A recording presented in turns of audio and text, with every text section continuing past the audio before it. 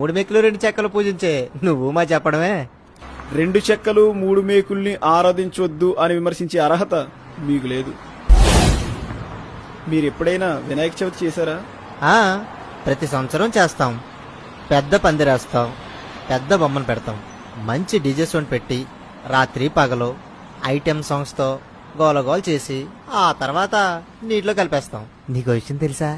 Item songs కి item పాపను కూడా తీస్తాం. సరే సరే, విగ్రహాన్ని పందిరిలో పెట్టక ముందు ఆ విగ్రహం ఎలా ఉంటుందో చూసావా? బుక్ చేయడానికి వెళ్ళినప్పుడు మనం చూస్తాంగా, చెక్కలు కర్రలు మోపులతో ఉండి గడ్డి చుట్టి మట్టి పూసి ఉంటుంది. ఆ తర్వాత బొమ్మ మొత్తం పూర్తయ్యాక పందిర్లోకి తీసుకొచ్చి పూజించుకుంటాం.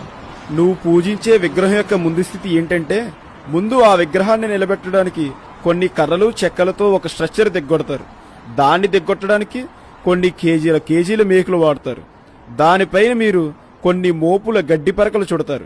దానిపైన మట్టిని పోస్తారు. దాని మీద మళ్ళీ కొన్ని రంగుల పెయింటింగ్లు పోస్తారు.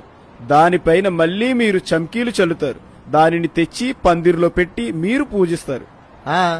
అయితే ఇప్పుడు చెప్పు, 2 చెక్కలు 3 మేకులకి పూజిస్తున్నామని విమర్శించే నువ్వు ఎన్ని మోపుల కర్రలకి చెక్కలకి పూజిస్తున్నావు?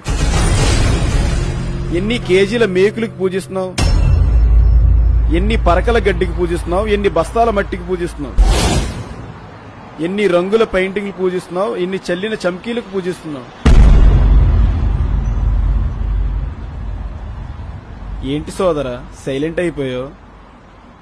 2 చెక్కలకి 3 మేకులకి పూజిస్తున్నామని మీలాంటి వారు మమ్మల్ని విమర్శిస్తున్నారా?